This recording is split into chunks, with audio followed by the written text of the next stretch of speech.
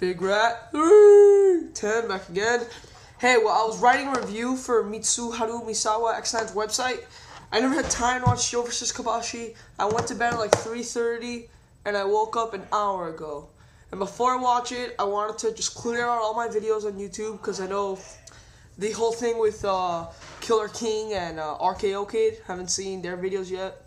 But, Best YouTube channel basically sent me 6 questions. Very good questions, but that's why you're one of my favorite subscribers on here. You give me the best questions. And he said, I gotta leave somewhere soon, and one of his questions pertains to today, so I kind of have to do the Q&A right now. Before I do, though, Matt Beast, 14, 19, he makes very good DVD reviews. He never got his fair share in my Submania, because I was in a rush, if you can tell. So when it was his turn, I kind of just said, here, check him out. Seriously, he's really good. I like all his videos. I like all his DVD reviews. He makes DVD reviews, you know, stuff that I haven't seen. Like, I don't have, as you guys know, I have a huge fucking wrestling collection. Like, a really fucking huge one. And if you message me, I will tell you the number. But, and even with that, I told you, I Netflix DVDs. But since I've been Netflixing ROH, I don't get to Netflix the recently DVDs that came out. So he did a review of Kane, the Kane DVD, which I have yet to see. And I thought his review was very good. So here's this link to the side. Also, the Craig Effect. He also never got his fair share. I remember I told you about a thing that he did about TNA crossing the line, the meaning of it. The video got taken down, and he basically redid it. So if you subscribe to him now, you can see the new vid. He's very, very sarcastic in his vids. I love that. And he knows a shitload about wrestling. He's really, really good. Check him out. Links to the side. He usually makes videos on topics that are not dead. Topics that have been watered down by the YouTube community, by the IWC. Like, I told you, he made a video on Brutus Magnus. Who makes a video on Brutus Magnus? He made a video on the meaning of TNA Cross the Line. Very cool, very new videos. Links to the side. Okay, and also, if you haven't been to Mitsuharu Misawa's X9's website, I'm going to put that link to the side. We could really use a couple more writers. Message me if you want to write reviews. Hey, Matt Beast, you can write your own DVD reviews for the website. We will review random stuff. Well, not random stuff. We will review pay-per-views. We will review everything. And for me, if I can't make a video, which I'm actually thinking of doing, I'm starting to think maybe I don't make every pay-per-view review, and I just write a review on the website, and you guys can read it there. That way we can get more hits on the site. Okay, now let's go to the Q&A. Best YouTube channel, thank you for these awesome, awesome questions. I really appreciate it. Okay, first one, I heard a rumor that Triple H's The Game gimmick was supposed to be intended for Owen Hart. Do you think this gimmick would have helped finally propel Owen Hart to the main event? And do you think he would have been as successful as Triple H has been with that gimmick?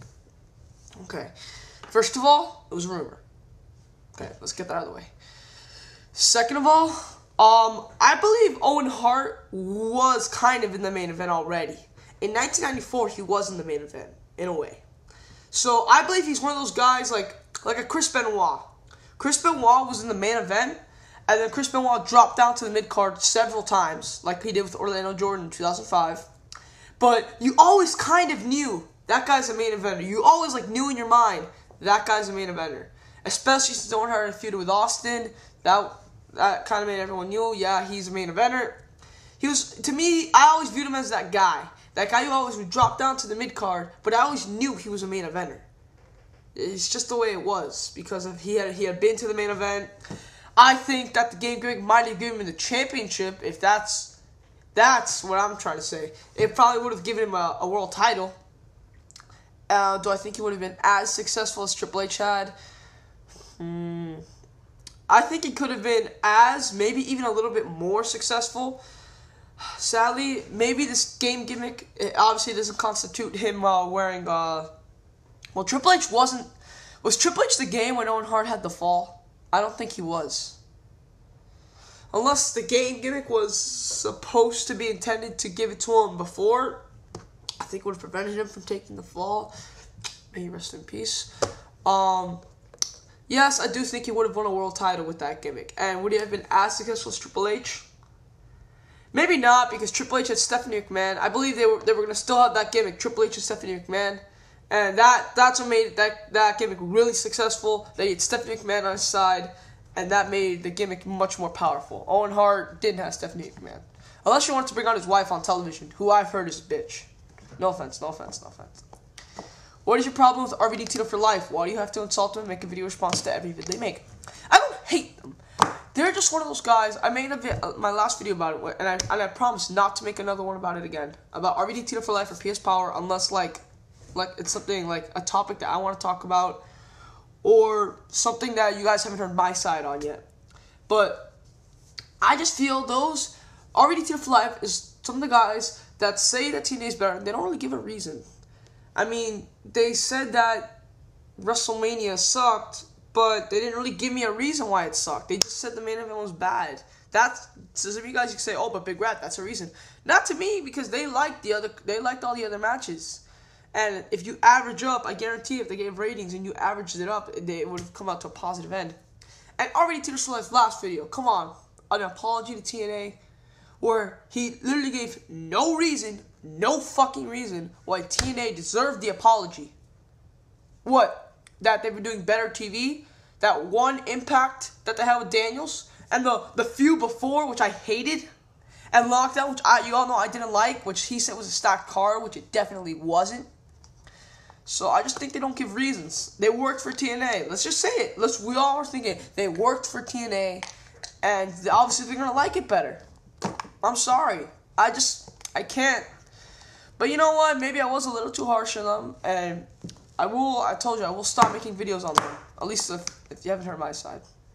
If Benoit hadn't have died, how do you think the WWE would have used him? He was scheduled to win. He was scheduled SP, I don't know what that means, to win the ECW title, but do you think he would have done more than that and maybe won another world title? Guaranteed, I told you, Benoit's one of those guys who, world title, dropped down to the mid-card, but you kind of always knew he was a world title contender. Won another world title? Maybe not for a little while, but yeah, I think he could have. It's a shame because the person who won the ECW title was John Morrison, and they did nothing with him after he won the ECW title. And it's a damn shame. CM Punk kind of helped him a little. Definitely think they could have done an ECW. I also think that if Benoit, to me, what killed the ECW title was when John Morrison won it, no offense. That's when everyone knew, like, okay, they're not taking this title seriously anymore. If Benoit had that title, yes, I believe that title would have had a shitload more prestige. It would still be included in WrestleMania when you have to pick which world champion you're going to face. Now, it's just not. They already made Chavo Guerrero champion, which is really just knife in the heart for me. I couldn't take it anymore after Chavo won the title. Anyways, I do think he could have won a world title easily. What do you expect of Ricky Steamboat tonight? Do you think WWE will give it enough time to beat the Steamboat? Yes, they gave the WrestleMania match a lot more time than I thought they would. I expect him to deliver good performance. He will do better one-on-one, in my opinion. I know we've only seen him in tag matches and handicap matches. In both matches, he had a very impressive showing. I think he's going to do good here, especially Jericho. Jericho can wrestle Great Khali and have a 3-star match. It's true. Do you think Christopher Daniels, fuck you TNA for calling him just Daniels, will won the world title?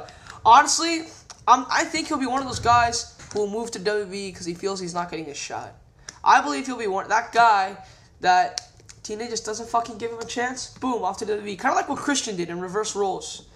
And kind of like Eddie Guerrero and Chris Benoit in WCW. I know Chris Benoit won the world title in WCW. No, he was planning on leaving way before. Jericho, best example. I think Daniel Sally's going to be like Chris Jericho, where TNA just never gives him that title. They might give him the world title. I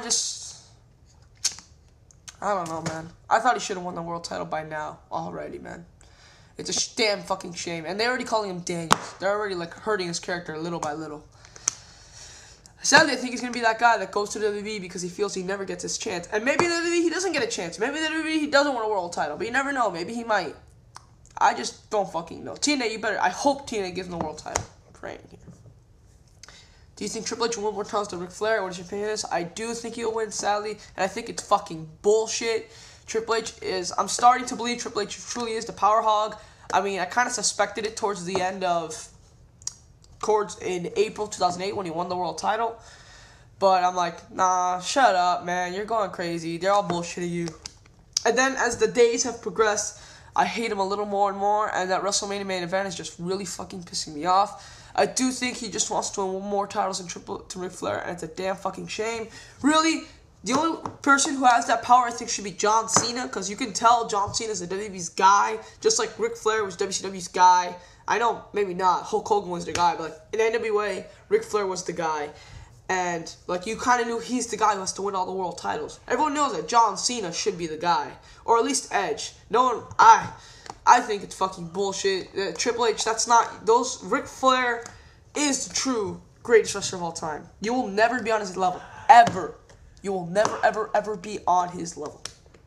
He's a better wrestler than you. I think it's bullshit that Triple H is winning all these titles. I think he wants to win more than Ric Flair. I think that's his goal, to beat Ric Flair. Like how WCW, their goal, Eric Bischoff, was to beat Vince McMahon, not actually focus on the real wrestling, which pisses me off. Great questions, man. And I'm Bigratthreeten, and I'm out. Peace.